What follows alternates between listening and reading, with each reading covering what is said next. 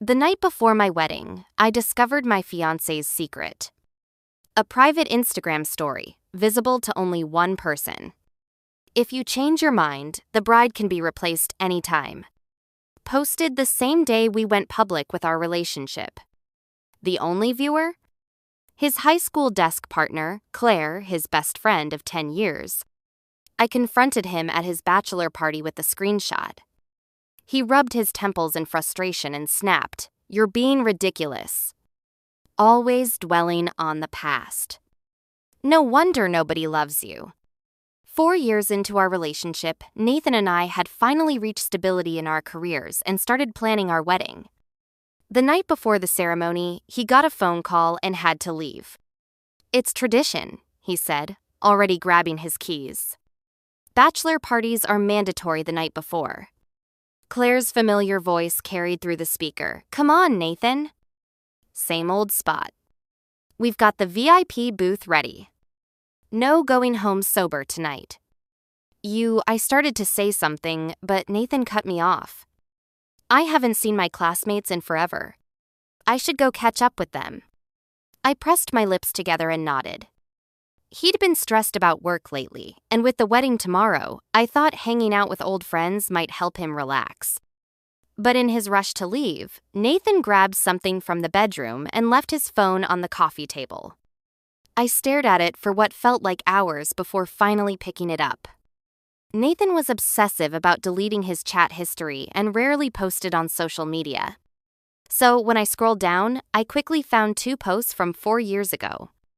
One was a photo of us together, his announcement that he had a girlfriend. The other: "If you change your mind, the bride can be replaced anytime." I'd never seen this post before. With trembling fingers, I checked who could see it. Only Claire. And she had liked it without hesitation. Claire had returned from studying abroad 6 months ago. During our parents' meeting to discuss wedding plans, Nathan stepped out to take a call. When he came back, his brow was furrowed, and he said he had to leave. "What's wrong?" I asked. He paused. "Work stuff. You wouldn't understand." His tone carried an edge of irritation and blame, as if those 2 sentences were already wasting his precious time. I stood there, my expression freezing. Seeming to notice my discomfort, he forced a smile. "Lily, can you help entertain our parents?" Then he left without looking back. This version of him felt familiar. Sure enough, after seeing both sets of parents off, I called him repeatedly before someone finally answered. But it was Claire who spoke. "Sorry, Lily. I just got back and lost my phone. I don't have any cash on me, and Nathan's number was the only one I remembered." I gripped my phone tighter. "Where's Nathan?" "He went to order food for us. He was worried about losing me again, so he let me hold his phone." Her voice carried obvious delight. "Is everything okay? Do you need him for something?" For a moment, I was speechless. Her tone was so natural and intimate, as if she were Nathan's real girlfriend. When I took a taxi to the restaurant Claire mentioned, I spotted her immediately by the floor-to-ceiling windows. She was eating noodles while playing with Nathan's phone. Nathan pulled out a napkin and naturally wiped the soup from the corner of her mouth. But I remembered how, early in our relationship, when Nathan went to the bathroom and I answered his phone, he came back and snatched it away, his voice stern. "Lily, I have strong personal boundaries. Please respect my privacy." "Lily!" Claire waved when she saw me. After I sat down, she said apologetically, "I'm sorry for calling Nathan out when you 2 were having family meetings about the wedding." I looked down, staying silent. "Are you mad at me, Lily?" Claire continued, "How about this when you 2 get married? I'll give you a big red envelope as compensation, okay?" "Lily won't be mad," Nathan said calmly. "Your situation was urgent. She understands priorities." My chest tightened, but I said nothing. After dropping Claire at her hotel, I finally spoke up at home. "You left me alone to handle both sets of parents. Did you think about how awkward that was for me?" He headed toward his study, saying casually, "Don't take your frustration out on me. You know exactly who made you feel awkward." Those words pierced my chest like a sharp blade, leaving me speechless with pain. Yes, during dinner, my parents had been embarrassingly materialistic, demanding a $30 down payment up front, then asking Nathan's parents to help arrange a job for my brother. Nathan turned back, saw me standing there pale, and after a few seconds, came over to hug me. "Sorry, I didn't mean it that way." His voice softened. "You know, Claire is my best friend. She has no one else in this city." "Nathan, I've always been honest about my family situation," I said, taking a deep breath and closing my eyes. "I don't need the down payment, and my brother doesn't need your help finding work. Just tell me you don't love me, and I won't bother you anymore." Even with my eyes closed, I could feel tears streaming down my face. "Lily, I genuinely love you and want to marry you." Nathan looked pained as he gently wiped away my tears. "Remember what I used to tell you? In this world, I'll never abandon you." I bit my lip. "What about Claire?" He paused. "She and I are just friends. If you have problems, come to me. Don't blame her, okay?" I wasn't surprised. This wasn't the first time he'd defended Claire in front of me. I first met Claire during the summer after Nathan and I started dating. After a big fight with my parents, I planned to stay on campus, but Nathan suggested I come home with him. On our second day there, his high school class was having a reunion. "Our class is really close," Nathan explained as he opened the private room door. "We get together every break." Suddenly, someone launched themselves into Nathan's arms. "Baby boy, come say hi to Daddy." Nathan peeled her off while introducing me, "No manners. This is my girlfriend." Though his tone was scolding, his eyes showed nothing but affection. The girl steadied herself using his shoulder, looked at me for a few seconds, then smiled and extended her hand. "Hi. I'm Claire." I was Nathan's desk partner for 3 years. She wore a high ponytail, white t-shirt, and overalls, with an indescribably lively spirit. Throughout the gathering, she made sure to demonstrate how close she and Nathan were. "Remember when you hurt your leg during the basketball game? I was the one who stood up for you." Nathan laughed. "Don't even start, princess. If it weren't for you, we wouldn't have gotten into that fight." "Hey!" Claire glared with round eyes, pinching his arm. "How dare you? Next time, I won't help you." "I don't need you to." "My girlfriend will help me." Claire seemed to suddenly remember I was sitting there. She raised her glass. "Sorry, Lily. We're used to joking around like this. Hope you don't mind." She was actually 6 months older than me, but kept calling me by my first name like she was younger. 6. Before I could respond, one of their classmates chimed in, "Come on, you and Nathan were so close in high school, just one step away from dating." If his girlfriend minded every interaction, she'd never stop being jealous. I froze as Nathan's face darkened, setting his glass down hard. "Chris, you're drunk." Later, I went to the bathroom. When I returned, only a few people were left in the room. Nathan and Claire sat in a corner, not noticing me. I heard Claire say, "We agreed that if we were both still single at 35, we'd marry each other. Since you have a girlfriend now, I can finally relax." Nathan stared into her eyes and asked hoarsely, "So you really don't mind at all?" "Nope." Claire patted his shoulder casually. "Baby boy, you better be happy." After we left, I hesitantly asked Nathan about it. He took my hand and explained quietly, we were young and close. It was just a joke. I forced down the bitterness in my throat, but he said you two were just one step away from. I couldn't bring myself to say those words. He was drunk and talking nonsense. Are you drunk too? Nathan's voice rose sharply, startling me. I instinctively tried to pull my hand away, but he gripped it tighter. If something was really possible between us, it would have happened years ago. He turned me to face him seriously. But right now, you're the one dating me. Doesn't that prove how I feel? Later, Claire went abroad as an exchange student and stayed for graduate school. After graduation, Nathan and I remained in the city. Thanks to his excellent work performance, he kept getting promoted, and I received several raises too. Learning about my family situation only made him treat me better. But just as everything stabilized and we started planning our marriage, Claire came back. From day one, she seamlessly inserted herself into Nathan's and my life.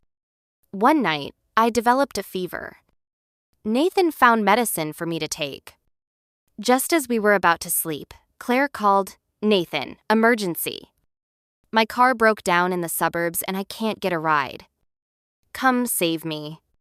I held my hot water bottle, but before I could speak, Nathan said, "You've taken the medicine. Get some sleep. I need to go out." He left without hesitation, abandoning his feverish girlfriend. Just like many times before. It made me hesitate. Maybe we should postpone the wedding. Sensing my uncertainty, Nathan planned an elaborate proposal for my 25th birthday. He even invited Claire and his closest work colleagues to witness it. In front of Claire, he slipped the diamond ring onto my finger, his voice low and tender. "Lily, I know you've had a hard life. I really, really want to make you happy." Claire added, "Lily, I know you have some misunderstandings about me, but Nathan's feelings for you are genuine." People around us chimed in. Nathan planned this proposal for days. I took time off work just to witness his love story. Say yes. Say yes. I felt momentarily lost. I'd been chasing him for 2 years, then dating for 4 more. I'd waited so long for this moment, but when I opened my mouth, I couldn't find the words. Not getting an answer, Nathan looked up at me with pleading eyes. "Lily, if I refused him now, in front of his employees, he'd be humiliated. Besides, throughout my life, countless compromises at home, being invisible at school, fragments flashed through my mind. So finally, I said yes. I wanted so desperately for someone to love me wholeheartedly. Back then, I thought that person would be Nathan. "Miss, your phone's been ringing," the taxi driver reminded me, snapping me back to reality. The screen showed Little Claire. That was Nathan's contact name for her. Biting my lip, I answered. "Lily, did I leave my phone at your place?" I hummed in response, forcing down the emotions churning in my chest. "Want me to bring it to you?" "No need. Just leave it there. I'll pick it up later." The call ended. The car soon stopped at the bar. I steadied myself and found the VIP booth from the chat records. In the dim lighting, a familiar figure caught my eye. Claire stood before a tall, burly man. After saying something, he reached out to touch her face. Nathan immediately stepped forward, pulling her behind him. "Touch her and see what happens." The man was stunned, then angry. "Who the hell are you?" 06. "Mind your own business." Without hesitation, Nathan declared word by word, "I'm her boyfriend." "Nathan?" He spun around, saw me standing nearby, and his expression completely changed. How to describe it? Surprise, panic, anger, several emotions crossed his face before settling into calm indifference. "We're getting married tomorrow. What are you doing here so late?" His gaze dropped to the phone in my hand, his expression turning cold. "Didn't I tell you not to touch my phone?" "Yes, but I touched it anyway."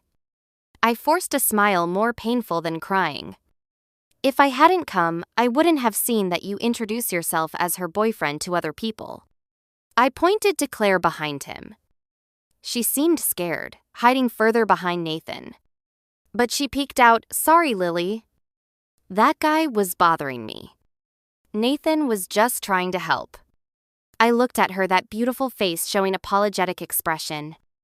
She was the same as always, confident and self-righteous, making me look like I was creating problems from nothing. The rational thread in my mind suddenly snapped. I opened Nathan's Instagram and found that 4-year-old post. "If you two are so innocent, explain this." Nathan looked at the screen, his lips tightening, his expression turning serious. Claire seemed about to explain, but Nathan cut her off. He looked at me, frowning. "Lily, we're getting married tomorrow. What's the point of bringing up something from 4 years ago? 0, 6, always dwelling on the past. No wonder people say nobody loves you." The sudden, intense pain nearly consumed me. Seeing my reaction, Nathan's expression softened. "Let's talk calmly. Stop making a scene, okay?" Realizing something was wrong, his classmates gathered around. Through Claire's defensive explanation, I became the paranoid girlfriend who checked her fiancé's phone the night before their wedding and came to cause drama over old issues. These were Claire's friends, plus 3 years of classmate loyalty. They immediately took her side. One straightforward guy said directly, "Lily, this is unnecessary." If they could have gotten together, it would have happened already. "Why would it be your turn?" Nathan quietly scolded, "Shut up." I dug my nails into my palms, trying to stay calm, but my voice still trembled. "Fine. Since you two love each other so much, you can have tomorrow's wedding venue." I placed the phone on the bar and turned to leave. But Nathan caught up, pulling me into his arms. "That's not what I meant, Lily." His voice paused, carried by the music into my ears, emotions unclear. "That was just a joke. Claire and I were close before, but that's all in the past. When I think about the future, you're the only person I can imagine. You're the only one in my life plans." I said the wrong thing. You can yell at me, slap me, anything. But don't question my feelings for you. Don't leave me, okay? 0, 6. In the dimly lit bar, he held me so tight. Just like the day I fell for him. During a club hiking trip, I slipped on the wet ground near a steep cliff edge. Nathan caught me just in time. I might be thin, but I'm still an adult's weight. He held on to me for over 10 minutes until the people ahead noticed and came back to help us. Because of saving me, Nathan's arm was slightly dislocated. I felt terrible, but he comforted me. "It's fine. Anyone would have done the same." No, that's not true. When my brother and I both fell into a river as kids, my parents rushed to save him while I swallowed mouthfuls of lake water. By the time the lifeguard pulled me out, I was unconscious with an intestinal infection that nearly killed me. I'd always believed no one in this world would love me. Nathan was the only exception. So even though we'd been together so long without that honeymoon phase of wanting to be attached every second, and he was always calm and measured with me, it didn't matter. Having someone willing to love me, to include me in his future plans, was already precious enough. Nathan. I stared at his hands clasped around my waist, my voice shaking. "I can't trust you anymore." His body stiffened against mine. Then he pulled out his phone and, in front of me, opened that Instagram post. "If you don't like it, I'll delete it right now. Okay? And tomorrow's wedding, to put your mind at ease, Claire won't attend. 0, 6. His tone was almost pleading. Once again, I softened. That night, I barely slept. At dawn, I was woken up to put on my wedding dress and get my makeup done. Everything went smoothly. Among Nathan's classmates, I didn't see Claire anywhere. My inexplicably anxious heart gradually relaxed. At the wedding venue, my father, who hadn't given me a kind look in 20 years, forced an awkward smile. "Nathan's a good guy. Your brother's down payment is thanks to him. You better listen to everything he says." My heart sank. "What do you mean?" He refused to answer. In front of everyone, he placed my hand in Nathan's. The music started. Amid the crowd's joyful blessings, the officiant stepped aside, revealing the projection screen. According to the program, it would play a few minutes of sweet memories from Nathan's and my relationship. We'd never done anything particularly romantic. I'd practically emptied our photo albums to scrape together 2 minutes of content. But suddenly, the screen went dark. It seemed to be in a dimly lit KTV corner. Nathan had Claire trapped between his arms, looking down at her. "Why won't you consider me?" Claire leaned forward and kissed his lips. "It's not time yet. I want to see the world first." The scene changed to Nathan driving at night while Claire filmed him with her phone. "You came to find me in the middle of the night. Won't Lily be angry?" Nathan's tone was flat. "Let her be angry. Nothing's more important than your safety." Finally, last night's bar scene. Claire raised her glass. "Congratulations on your wedding." Nathan stared into her eyes, his gaze pained. "What's there to celebrate? Don't you like Lily? If it's not you, anyone else is just settling." The video cut off. Complete silence filled the hall. I suddenly remembered last night. Before leaving the bar, Claire had downed a bottle and drunkenly shook my hand. "Can't attend tomorrow." "But that's okay, Lily. I prepared a wedding gift for you. You'll definitely love it." This was her gift. Enormous pain swept over me like a tsunami, a bone-deep cold freezing my blood vessels inch by inch. Every second after the video ended felt infinitely stretched by the torture in my heart. Lily. Nathan only managed those 2 words before the hall doors burst open. Claire walked in wearing a beautiful trailing wedding dress, holding a large bouquet of roses, her face still flushed from drinking. She stopped below the stage, looking up at him. Tears seemed to gather in her eyes, but her lips curved upward. She raised the ring in her hand. "When you came yesterday, you brought this 7-year-old ring too." "I understand what you meant, Nathan. I've seen enough of the outside world. We don't have to wait until 35. I'm here to take you away now. Come with me." She must have been drinking heavily before coming. Her eyes held a tipsy haze. Beside me, Nathan froze completely. He stared at the silver ring in Claire's hand as if drowning in a flood of memories. After a long moment, he finally spoke. "You said freedom was more important than me." "I was wrong, Nathan. I can't watch you marry someone else and lose all possibility between us," Claire said through tears. "Remember what you told me? You said as long as I was willing, the bride could be replaced any time. Does that promise still stand?" Nathan didn't answer immediately. He instinctively glanced at me, seeing me standing there in a daze, guilt flashing in his eyes. "Lily, I'll compensate you," he explained quickly and quietly. "She's a girl who put herself out there in front of all our old classmates. I can't let Claire lose face like that.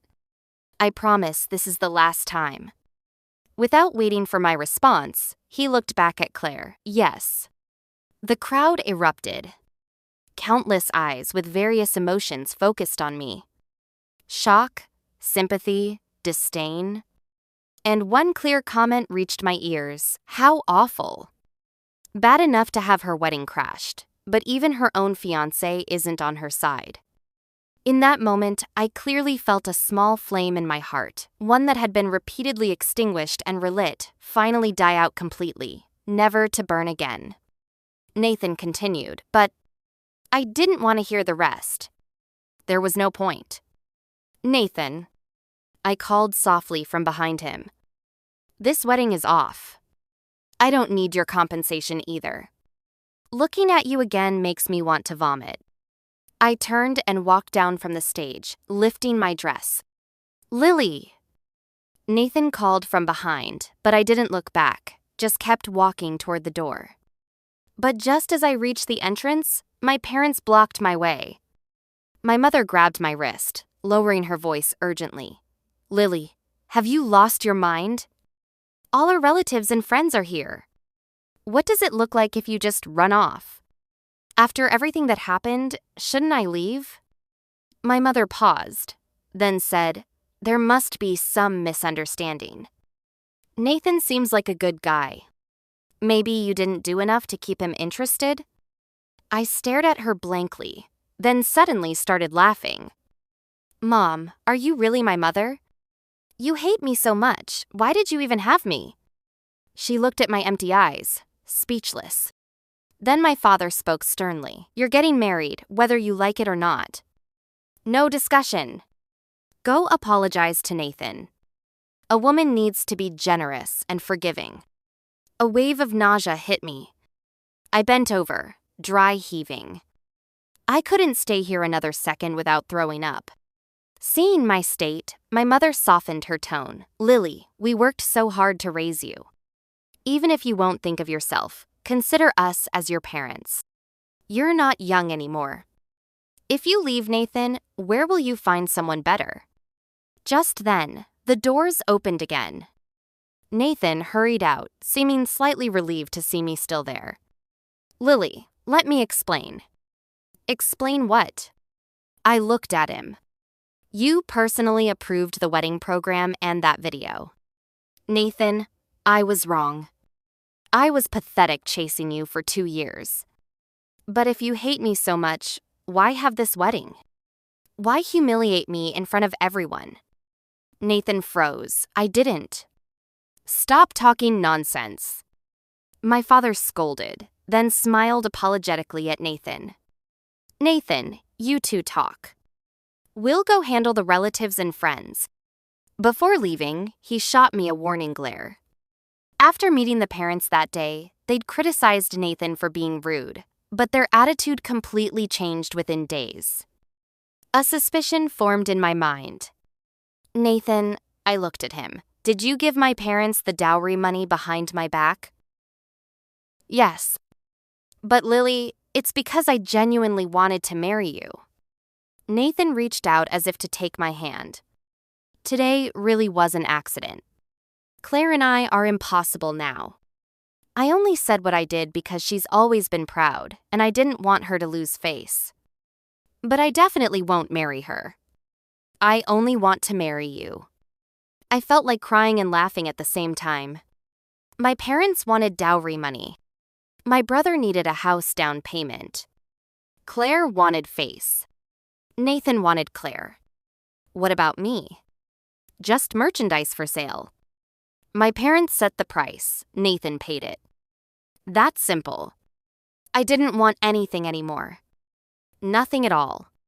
Don't touch me. I stepped back, shouting, You're disgusting, Nathan. Absolutely disgusting. His eyes dimmed. I ignored him and pushed back through the doors. At the first table sat Nathan's classmates and friends. Claire in her wedding dress sat there with red-rimmed eyes, accepting comfort from others. Don't be sad, Claire. Nathan did agree to you. This is a wedding with his parents and relatives here. Claire bit her lip stubbornly. Didn't he say he'd loved me for 10 years? I want him to prove in front of everyone that I matter more than Lily. Otherwise, how can he prove his feelings to me? Another guy said proudly, How was the video I edited for you, Claire? Pretty good, right? Claire looked at him arrogantly. Not bad. I'll mention to my dad that his department needs video editors. She'd lived a charmed life for over 20 years, never facing real setbacks. Even when asking someone to prove their feelings, she had to hurt me in the process. I smiled and walked over. Before anyone could react, I picked up a plate of spicy noodles and dumped it on her dress. What are you doing? Claire shrieked, frantically trying to clean her dress, but the red oil had already soaked in, making it worse. Are you insane, Lily? Claire's eyes reddened with anger as she glared at me. Nathan chose me in front of everyone. If I were you, I'd be too ashamed to show my face and would have run home already. How dare you come bother me? I looked at her calmly. You're the homewrecker here. Why should I be ashamed? She seemed stung by those words. Who's the homewrecker? Get it straight. I knew Nathan way before you did. When you hadn't even met him, Nathan had already confessed to me. You just picked up my leftovers. Whenever I say the word, he'll drop you and choose me. In this relationship, you're the third wheel. Got it? I didn't want to argue anymore. I picked up a drink and splashed it across her chest. Orange juice spilled out, making her even more of a mess. Lily! Nathan and my parents rushed over to stop me. Lily, have you completely lost it? Yes, I had lost it. 25 years of careful words, walking on eggshells, compromising and debasing myself. Only to realize that losing it was the only way to feel free. My father slapped me hard and raised his hand to hit me again, but Nathan stopped him. Sir, please calm down. Let me talk to Lily. He looked down at me, hidden pain in his eyes. Lily, don't do this. I'll make it up to you. Claire stood to the side, seemingly unable to believe it. Nathan, didn't you see her bullying me? Nathan closed his eyes. When he opened them, there was a new determination. Claire, I really did love you for a long time. Even earlier when I saw you with that ring, I still thought you're a girl. I can't let you lose face like that. I've done right by you. But now I'm certain that I love Lily. You have many relatives and friends who love you, but she only has me. I can't leave her. This speech brought tears to Claire's eyes. He probably found it very moving himself. But my heart felt nothing. Taking a deep breath, I looked calmly at Nathan, then at my parents. That $30,000 never went through me. You all figure it out yourselves. I'm not involved. Nathan seemed to sense what I was about to say. Lily, I cut him off. Nathan, we are completely and utterly done. The wedding that ended in chaos became the talk of the town. Someone recorded the whole thing and posted it online. Initially, people criticized Claire for crashing the wedding, but after certain comments, public opinion shifted. Guys, there's inside info. The original bride was a gold digger who demanded $30,000 from the guy for her parents. The wedding crasher wasn't a homewrecker, she was a hero saving him. Now that the wedding's off, they won't return the money either. The person even leaked my phone number. Soon, my texts and friend requests were flooded with hate messages. Finding who posted the comment wasn't hard. In his hastily hidden follow list, I found Claire's profile. I screenshot it and sent it to Nathan. Handle this by the end of today, or I'm calling the police. Nathan replied almost immediately. Lily, where are you? 06. Can we meet and talk? How interesting. In our 4 years together, he'd almost never replied to my messages instantly. I'd mentioned this once before. He'd looked at me coolly. Lily, we don't need to be attached at the hip to prove our relationship is good. But now, I ignored him, and he kept sending message after message. Endless explanations. When I didn't respond, he persisted. By evening, the comment still wasn't deleted, and the hate messages kept coming. I turned off my phone and took a taxi to the police station to file a report. The next day, I met Claire at the station. After 20-plus years of smooth sailing, this was her first real setback. She looked at me with undisguised hatred but was forced to apologize under police supervision. Her friend deleted the comment and posted a clarification video. When we left the station, it was already dark. Nathan stood waiting outside. In just 2 weeks, he'd lost significant weight and looked haggard. Those bright eyes I'd once been captivated by were now dull and lifeless. Seeing me, Nathan hurried over, staring into my eyes. Lily, I finally found you. Claire stood beside me, but his eyes seemed to see only me. You wouldn't answer my calls or texts. You moved out and stopped coming to work. Nathan looked at me carefully. Lily, I promised that day was the last time. I'll be completely devoted to you from now on. Nathan? Claire said through gritted teeth. How can you face me? You promised you'd always wait for me. She was too naive. Even the most devoted person won't wait forever. Like Nathan in this moment. Nathan turned to her. Claire, you had someone spread rumors about Lily online and leak her phone number. We can't even be friends anymore. Friends? Who wants to be friends with you? Claire laughed coldly. Nathan, have you been acting so long you've convinced yourself? What kind of friends exchange rings, confess repeatedly, kiss when drunk? Dare you tell Lily what happened when you flew to England on Christmas Eve last year, claiming it was a business trip? Nathan's face went white. He couldn't speak, his lips trembling as he looked at me in despair. I lowered my eyes and smiled. Discussing such filthy things without shame, birds of a feather really do flock together. After a long silence, he said quietly, "That's all in the past, Lily." I genuinely didn't know she'd come to the wedding. I had no idea about the video either. My groomsman was a high school classmate close to Claire. That's why he agreed to help her.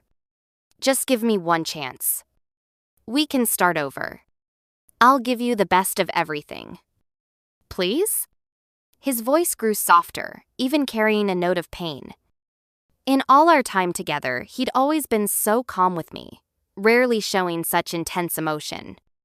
Before, I would have felt heartbroken. Back then, I loved him so desperately that I clung to him like a helpless vine, letting him control my emotions, humbly craving the love I'd never received from anyone else. For that, I forced myself to ignore his repeated favoritism toward Claire. I even convinced myself that as long as he was willing to love me, even if I wasn't his first choice, even if I had to suffer a little, it didn't matter. But suffering doesn't lead to fairness. Suffering only leads to more suffering. Nathan, I said expressionlessly, I don't love you anymore. Just looking at you, even just thinking about living in the same city makes me sick. The wedding disaster forced me to take a week off work. My supervisor was Lisa, a woman 5 years older than me. Though we weren't close, she'd been good to me. I was introverted and didn't make friends easily at work.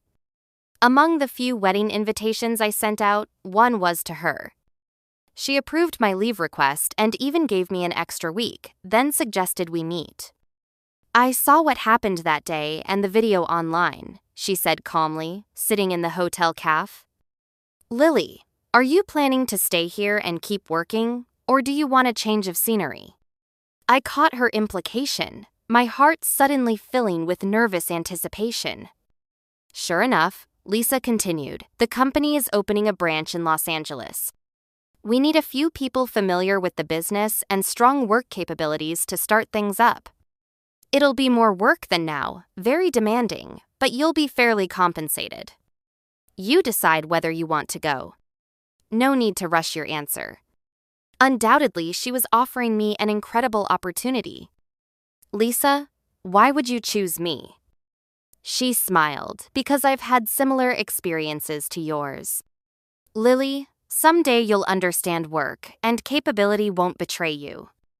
The person who'll love you longest is yourself. In the end, I told her I wanted to go. After leaving the police station that day, Nathan had tried to follow me and talk. Right in front of him, I called 911 without hesitation. That night, I wrote a long post explaining everything that had happened over the years.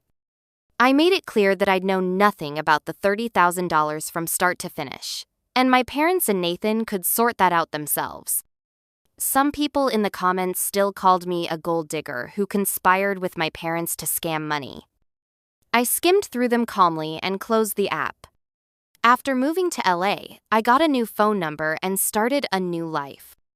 As Lisa had said, the branch office was in startup mode, so the workload was intense and exhausting. That was fine by me. Being physically drained from work left no energy for sadness. Only occasionally would I still dream about Nathan. During our 4 years together, he had been good to me at times.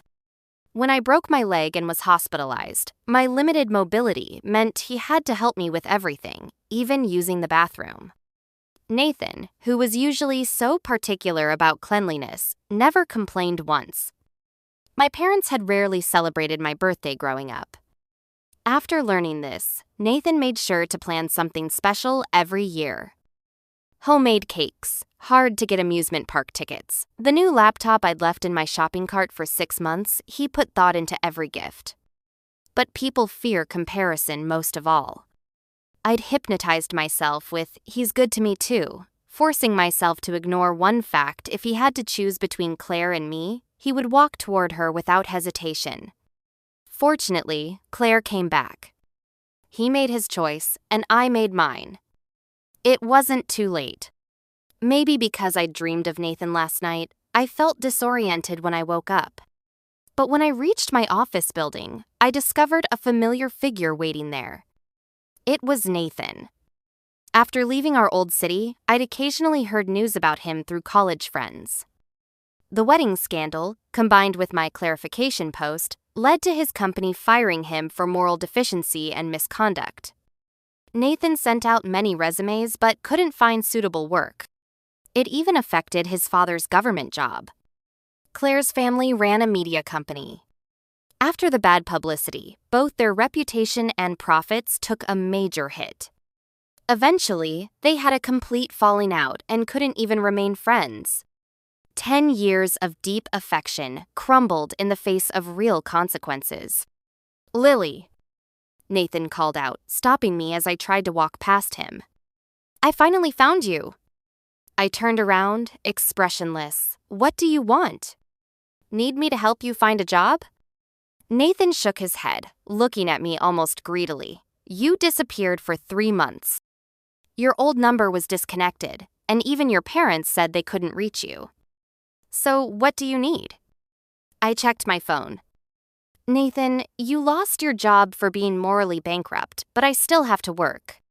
He managed a bitter smile. "You still care about what happens to me, don't you?" "Just wanted to watch you fail." I ignored him and walked into my building.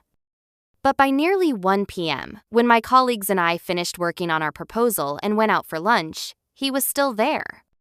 Standing under LA's nearly 100-degree sun all morning, his lips were pale. This continued for several days. LA weather was unpredictable. 2 afternoons that week, sudden downpours sent pedestrians scrambling for cover, but he stood motionless in the rain. After work, he saw me walking by with my bag and managed a difficult smile. "Lily." I walked past without looking back. This almost masochistic behavior showed remarkable persistence. Maybe it was meant to move me, or maybe himself. But my heart remained silent, even my anger gradually fading. That night, I worked late revising the proposal until 1 a.m. Walking out of the office, the wind felt cold. I instinctively pulled my jacket tighter. After a few steps, I felt dizzy and nearly collapsed. A figure rushed over and caught me just in time. Nathan's voice carried obvious panic. "Lily, what's wrong?" I caught my breath, steadying myself, then pulled away from his hands. 0.6. I'm fine. Probably just low blood sugar from not eating dinner.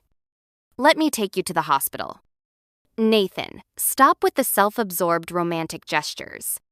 This delayed deep affection just makes me sick. I looked at him coldly. My life is fulfilling now. My work is challenging, and I'm satisfied. If you really want me to have it easier, stop appearing in front of me. Nathan's eyes filled with pain and regret as he looked at me, his voice carrying obvious defeat and helplessness. Lily, what if I pursued you persistently for 2 years, like you once did with me? Still, wouldn't you forgive me? I laughed coldly. Nathan, does the world revolve around your will? Just because you apologize after causing harm, I should forgive you? He'd grown used to my former humility and patience. This sharp aggressiveness was probably unfamiliar to him. He just stared at me blankly. Stop harassing me. If you're still standing outside my office tomorrow, I'll call the police. I left him with those words and walked away. My head was still slightly dizzy, so I walked slowly. But every step was firm. For the next year, I heard nothing more about Nathan. But the branch office flourished, expanding staff several times, and I'd been promoted to project team leader. My monthly income was nearly triple what it used to be. I gradually understood what Lisa had meant back then. I would never betray myself. Self-love only grows deeper and never fades. That day, our department landed a contract worth over $10 million. To celebrate, we went to a nearby seafood restaurant. During dinner, I had a few drinks and felt lightheaded, so I went to the terrace for fresh air. Cool, humid wind brushed my face as my phone suddenly rang an unknown number. Hello. Hello? I answered several times, but no one spoke. Thinking it was a wrong number, I was about to hang up when Nathan's hoarse voice came through. Lily? How did you get my number? He seemed to laugh quietly, a dying man wanting to see you one last time, even if you despise me. They'd give me your phone number. I said coldly, Nathan, you're almost 30. Aren't these childish tricks embarrassing? Lily, I'm not playing tricks. I'm not lying. I really am dying. 6 months ago, Nathan finally found decent work, but during his pre-employment physical, they discovered he had leukemia. There was compatible bone marrow available, and he had the surgery, but severe rejection made his condition worse. The wound cleaning is so painful. It used to be every 2 weeks. Now it's more and more frequent. I might not be able to hold on much longer. Before I die, I just wanted to hear your voice. Lily, could you come see me one last time? After a long silence, I asked for the hospital address. Before going, I'd mentally prepared for him faking illness to trick me into visiting, but walking into the hospital room, I immediately knew he was telling the truth. The haggard pain on Nathan's face and the aura of death from prolonged suffering couldn't be faked. In college, he'd been a campus heartthrob. Even after we started dating, underclassmen would post stolen photos of him online asking if he was single. But now, lying in this hospital bed, thin as paper with a deathly pale complexion, Nathan looked like a stranger. Looks like you're doing well now. He managed a weak smile. Lily, I'm glad the world hasn't been too cruel to you. I thought for a moment, then asked, didn't Claire come to see you? Even if they'd fallen out, they'd been friends for over 10 years. She got married. I nodded, that makes sense. She should avoid complications. I sat by his bedside for a while, looking at the wrinkled oranges on his nightstand, exchanged a few meaningless pleasantries, then fell silent. Nathan suddenly said, Lily, I really regret everything. Looking back now, I didn't know how to treasure what I had. You really are such a good person. But back then, I was blinded by obsession. The more distant Claire was, the more I couldn't let her go. Maybe this is my punishment. I stood up silently. Don't think too much. Focus on getting better. He sat up frantically, and whether from pulling at his wounds, he hissed in pain while looking at me in panic. You're leaving so soon? I'm here on a business trip. Corporate headquarters has meetings later. His eyes immediately dimmed, so you didn't come specifically to see me. Of course. After what I did to hurt you, I shouldn't expect anything. He smiled bitterly, looking utterly miserable. Goodbye, Lily. I turned and walked out of the room. The hallway reeked of disinfectant. The floor had just been mopped and was slippery. In my heels, I had to slow down. A nurse passed me, entering Nathan's room. Moments later, his suppressed, agonized screams echoed from inside, almost terrifying to hear. I instinctively tightened my grip on my purse strap. But I walked steadily forward, never looking back. The end.